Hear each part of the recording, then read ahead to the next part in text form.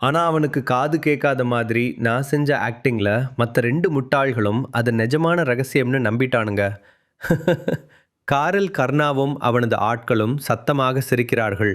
ஒரு சின்ன வார்த்தையை வைத்து எதிரிகளின் மொத்த சாம்ராஜ்யத்தையும் சுக்குநூறாக உடைத்த ஹரிஷின் மூளையை நினைத்து கர்ணா வியக்கிறான். ஆனால் ஹரிஷுக்கு தெரியும், இந்த சிரிப்பும் நிம்மதியும் ரொம்ப நேரத்துக்கு நீடிக்காது என்று. மறுபுறம் அந்த பழைய ரசாயன தொழிற்சாலையில் பெரிய கலவரமே நடந்து கொண்டிருந்தது. அங்கே இப்போது மயான அமைதி நிலவுகிறது. விக்ரமும் அர்ஜுனும் ஒருவரை ஒருவர் அடித்துக்கொண்டு இரத்த காயங்களுடன் தரையில் கிடக்கிறார்கள். தீனா பயந்து போய் ஒரு ஓரத்தில் நிற்கிறான். மாடியிலிருந்து இறங்கி வருகிறாள் ஷாலினி. அவரது கண்களில் தெரிந்த கோபம் அந்த பகுதியையே எரித்துவிடும் போல இருந்தது. ஷாலினி தனது கையில் இருந்த துப்பாக்கியால் தீனாவின் காலுக்கு அருகில் 2 முறை சுடுகிறாள். ஷாலினி ஆத்திரத்தின் உச்சத்தில், முட்டாள்களா, அறிவில்லாத முட்டாள்களா, எந்த பவரும் இல்லாத ஒரு சாதாரண மனுஷன் உங்க 3 பேரையும் ஒரு சின்ன வார்த்தையில நாய் மாதிரி அடிச்சுக்க வச்சுட்டு எவ்வளோ கெத்தா நடந்து போறான் பாத்தீங்களா? டேய் தீனா, அவன் உன் காதல என்னடா சொன்னா? தீனா நடுங்கியபடி, மேடம், சத்தியமா அவன் ஃபார்முலாவை பத்தி ஒண்ணுமே சொல்லல. ஏதோ பிரியாணி செய்யறது எப்படின்னு உளறிட்டு போனான் மேடம். இதை கேட்ட விக்ரமுக்கும் அர்ஜுனுக்கும் இப்போதுதான் தாங்கள் எப்படி முட்டாளாக்கப்பட்டோம் என்ற உண்மையே உரைக்கிறது.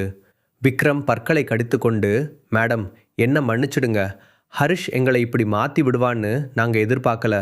எனக்கு ஒரு வாய்ப்பு கொடுங்க. அவனை ஷாலினி இடைமறித்து ஆக்ரோஷமாக, வாய்ப்பா?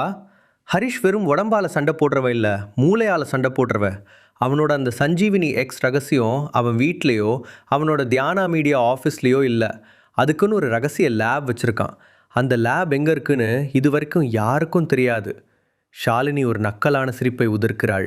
அவளது முகத்தில் ஒரு கொடூரமான திட்டம் உருவாகிறது. ஷாலினி, ஆனால் இன்னைக்கு அவன் தப்பிக்கிறதுக்காக என் வலையில் விழுந்தான் பாரு, அங்கே தான் அவன் தோத்துட்டான். திலகாவோட கழுத்தில் நான் வச்சுருந்த கத்தியில் ஒரு மைக்ரோ ட்ராக்கர் இருந்துச்சு. அது இப்போது திலகாவோட உடம்புல ஒட்டியிருக்கு. அவங்க எங்கே போகிறாங்கன்னு எனக்கு தெரியும். இரவின் அமைதியை கிழிக்கும் அதிவேகமான கார் என்ஜின் சத்தம். நகரத்தின் இருண்ட நெடுஞ்சாலையில் கர்ணாவின் அந்த கருப்பு நிற எஸ்யூவி கார் ஒரு மின்னலைப் போல சீறி பாய்ந்து கொண்டிருக்கிறது. பின்னிருக்கையில் திலகா இன்னும் அந்த மரண பயத்திலிருந்து மீளாமல் நடுங்கிக் கொண்டிருக்கிறார். ஆனால் ஹரிஷின் முகத்தில் எந்த சலனமும் இல்லை. ஒரு மாபெரும் சூறாவளியை கடந்து வந்தவனைப் போல மிக அமைதியாக இருட்டுச் சாலையை வெறித்து பார்த்து கொண்டிருக்கிறான். திலகா கண்ணீரோடு, ஹரிஷ், என்னை மன்னிச்சிடுப்பா. நான் செஞ்ச பெரிய தப்பால இன்னைக்கும் உன் உசுருக்கே ஆபத்தா முடிஞ்சிடுச்சு. ஹரிஷ் ஆதரவாக அத்தையின் தோளை தட்டுகிறான். அப்போது அவனது கண்கள் திலகாவின் கழுத்து பகுதியை உற்று நோக்குகிறது. ஒரு போர் வீரனின் உள்ளுணர்வு அது. திலகாவின் கழுத்தில் மிகச்சிறிய அளவில் தோளோடு தோளாக ஒட்டியிருக்கும் அந்த மைக்ரோ டிராக்கரை ஹரிஷின் கழுகு கண்கள் கண்டுபிடித்து விட்டன. ஷாலினியின் திட்டம் அவனுக்கு நொடியில் புரிந்துவிட்டது. எந்தவித பதற்றமும் இல்லாமல் அத்தையை ஆற்றுப்படுத்துவது போல தடவி கொடுத்து அந்த டிராக்கரை யாருக்கும் தெரியாமல் தன் விரல்களுக்குள் மறைத்து கொள்கிறான். ஹரிஷ் கர்ணாவிடம் லேசாக கண் சுமிட்டி, கர்ணா, மண்டியை நம்ம சேஃபக்கம் திருப்பு. முதல்ல அத்தையை பத்திரமா வீட்டில் ட்ராப் பண்ணிட்டு அதுக்கப்புறம் நாம் போக வேண்டிய இடத்துக்கு போவோம். ஷாலினியின் இருப்பிடம். அவள் ஒரு பெரிய திரையின் முன் கையில் ஒயின் கிளாஸுடன் நின்று கொண்டிருக்கிறாள். திரையில் ஒரு சிவப்பு நிற புள்ளி நகர்ந்து கொண்டிருக்கிறது. விக்ரம், அர்ஜுன், தீனா மூவரும் அவளுக்கு பின்னால் கட்டுப்போட்ட காயங்களுடன் நிற்கிறார்கள். ஷாலினி ஒரு வக்கிரமான புன்னகையுடன், முட்டாள்களா, எந்த பவரும் இல்லாத ஒரு சாதாரண மனுஷன் உங்களை அடிச்சிட்டு போறானேன்னு கோபப்பட்டீங்களே. இப்போ பாருங்க, நான் திலகாவோட கழுத்தில் வச்ச அந்த டிராக்கர் ஹரிஷை அப்படியே ட்ராக் பண்ணிட்டு இருக்கு. ஹரிஷ் இப்போ திலகாவை வீட்டில் ட்ராப் பண்ணிட்டு அவன் காரில் தனியாக சிட்டிக்கு வெளியே போயிட்டு இருக்கான். கண்டிப்பாக அவன் தன்னோட அந்த சஞ்சீவினி எக்ஸ் ஃபார்முலா இருக்கிற சீக்ரெட் லேப்க்கு தான் போகிறான். விக்ரம் ஆவேசமாக, மேடம், இந்த முறை நான் அவனை சும்மா விட மாட்டேன். ஷாலினி, எனக்கு ஹரிஷ் உயிரோட வேணும். அந்த ரகசிய ஃபார்முலா என் கைக்கு வந்தவுடனே ஹரிஷை அவன் லேபோட சேர்த்து கொளுத்துறோம். கிளம்புங்கடா. மர்மமான காடுகளின் இரவை உணர்த்தும் ஆந்தை கத்தும் சத்தம். சிட்டிக்கு வெளியே அடர்ந்த மரங்கள் சூழ்ந்த ஒரு பழைய பழடடைந்த மூலிகை கூடோன். சுற்றிலும் காய்ந்த இலைகளும் சில உடைந்த கண்ணாடி பாட்டில்களும் கிடக்கின்றன. ஹரிஷும் கர்ணாவும் உள்ளே நுழைகிறார்கள். அங்கே ஒரு பெரிய மேசையின் மீது சில மூலிகை தழைகள் கிடக்கின்றன. ஒரு முதியவர் அங்கே அமர்ந்திருக்கிறார். ஹரிஷ் அந்த முதியவரிடம் ஏதோ ஒரு மூலிகை மாத்திரையை பற்றி கைகளில் எடுத்து வைத்து மிக தீவிரமாக பேசிக் கொண்டிருக்கிறான். சரியாக அந்த நேரம் பெரிய வெடிச்சத்தம். குடோனின் இரும்பு கதவுகள் வெடித்து சிதறுகின்றன. சிவப்பு நிற லேசர் விளக்குகள் ஹரிஷின் நெஞ்சை குறிவைக்கின்றன. ஷாலினியின் கூலிப்படை அந்த மொத்த குடோனையும் சுற்றி வளைத்துவிட்டது. துப்பாக்கிகளோடு விக்ரமும் அர்ஜுனும் உள்ளே நுழைய, அவர்களுக்கு பின்னால் ஒரு இருள் ராணியைப் போல மிக மிடுக்குடன் நடந்து வருகிறாள் ஷாலினி. அவளது முகத்தில் வெற்றி பெருமிதம். ஷாலினி கைகளை தட்டியபடி நக்கலாக சிரிக்கிறாள். Classic, very classic Harish. சிட்டிக்குள்ள மாஸ்டர் மைண்டு மாதிரி பில்டப் கொடுத்த, ஆனால் இப்போ எலி மாதிரி உன் லேப்புக்குள்ளே வந்து என்கிட்டயே மாட்டிக்கிட்ட. இதுதான் நீ இவ்வளோ நாளாக ஒளிச்சு வச்சிருந்த ஒரு ரகசிய குகையா? அந்த சஞ்சீவினி எக்ஸ் ஃபார்முலா தாத்தா இவர்தானா? முழுமையான நிசப்தம். பின் திடீரென ஹரிஷின் சத்தம் போட்ட சிரிப்பு அந்த குடோனையே அதிர வைக்கிறது. ஷாலினி துப்பாக்கியை நீட்டிக்கொண்டு நிற்க, ஹரிஷ் எந்தவித பயமும் இல்லாமல் தலையை பின்னால் சாய்த்து சத்தமாக சிரிக்கத் தொடங்குகிறான். அவனது சிரிப்பை பார்த்து ஷாலினிக்கே ஒரு கணம் என்ன நடக்கிறது என்று புரியவில்லை. அவளது தளபதிகள் குழப்பத்தில் ஒருவரையொருவர் பார்த்து கொள்கிறார்கள். ஷாலினி கோபத்துடன், எதுக்குடா சிரிக்கிற? உனக்கு பைத்தியம் பிடிச்சிருச்சா?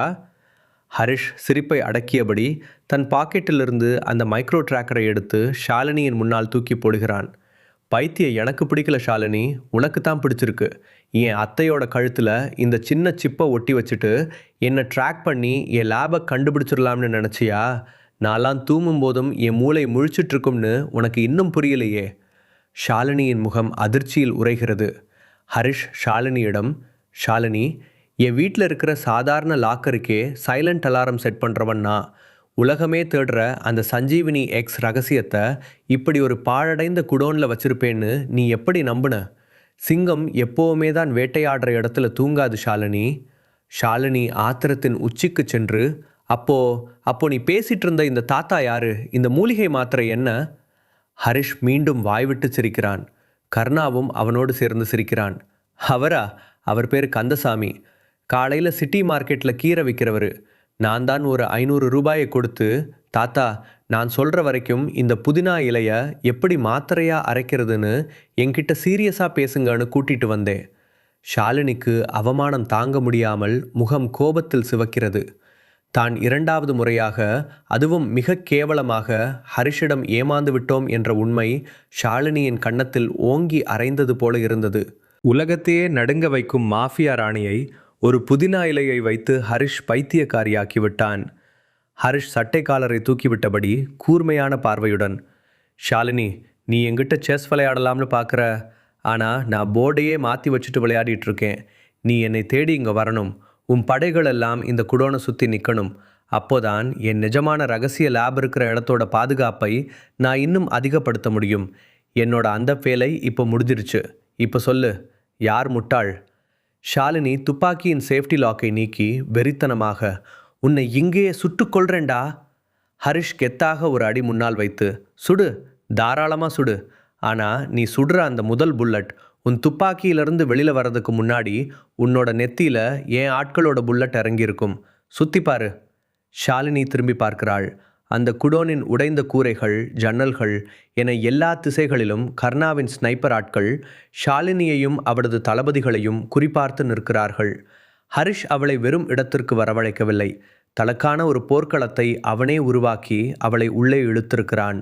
முழுமையான நிசப்தம். ஷாலினியின் நெற்றியில் விழும் சிவப்பு நிற லேசர் ஒளியின் பீப் சத்தம் மட்டும் லேசாக கேட்கிறது. மரணம் தன் கழுத்தை தொட்டுவிட்டதை அந்த மாஃபியா ராணி ஷாலினி முதல் முறையாக உணர்கிறாள். அவளது நெற்றியிலும் விக்ரம், அர்ஜுன் நெஞ்சிலும் சுழலும் அந்த சிவப்பு நிற லேசர் புள்ளிகள் கர்ணாவின் ஸ்னைப்பர் துப்பாக்கிகளிலிருந்து வந்து கொண்டிருக்கின்றன. ஹரிஷின் ஒரு சிறு கண் அசைவு போதும் அந்த குடோனே இரத்தக்காடாக மாறிவிடும். ஷாலினியின் கை நடுங்குகிறது. அவளது கண்களில் முதல் முறையாக பயம் எட்டி பார்க்கிறது. அதை பார்த்து ஹரிஷின் முகத்தில் ஒரு ஏளனமான சிரிப்பு. ஹரிஷ் ஒவ்வொரு வார்த்தையாக அழுத்தி, என்ன ஷாலினி, சுடு, ஏன் கை நடுந்தது? மாஃபியா ராணின்னு ஊருக்குள்ள பில்டப் கொடுத்தியே, இப்போ ஒரு சாதாரண மனுஷன் முன்னாடி துப்பாக்கியை கீழே போட போறியா? கீழே போடு துப்பாக்கி. ஹரிஷின் குரல் அந்த குடோனையே அதிர வைக்கிறது. ஷாலினி வேறு வழியில்லாமல் பற்களை கடித்துக்கொண்டு தன் கையிலிருந்து துப்பாக்கியை கீழே போடுகிறாள். அவளது தளபதிகளும் ஆயுதங்களை கீழே போடுகிறார்கள். ஆயுதங்களை இழந்த ஷாலினி தலை குனிந்து நிற்கிறாள். ஹரிஷ் அவளை நெருங்கிச் செல்கிறான். அவளது கண்களை நேருக்கு நேர் பார்க்கிறான். ஹரிஷ், உன்னை இப்போ நான் உயிரோட விடுறது என் கருணையால் இல்லை, என் ஆட்டத்தோட அடுத்த மூவ் நீதான். நீ உயிரா நினைக்கிற உன் ஈகோ இன்னைக்கு என் காலில் மிதிப்பட்டுடுச்சு. இனிமே உனக்கு தூக்கம் வராது. அந்த சஞ்சீவினி எக்ஸ் ரகசியம் எங்கே இருக்குன்னு தெரியாமல் ஒவ்வொரு நாளும் நீ செத்து செத்து பிழைப்ப. அதுதான் உனக்கு நான் கொடுக்குற தண்டனை. முழு கதையையும் கேட்டு மகிழ பாக்கெட் FM ஏபி டவுன்லோட் செய்யுங்கள். லிங்க் டிஸ்கிரிப்ஷனில் கொடுக்கப்பட்டுள்ளது.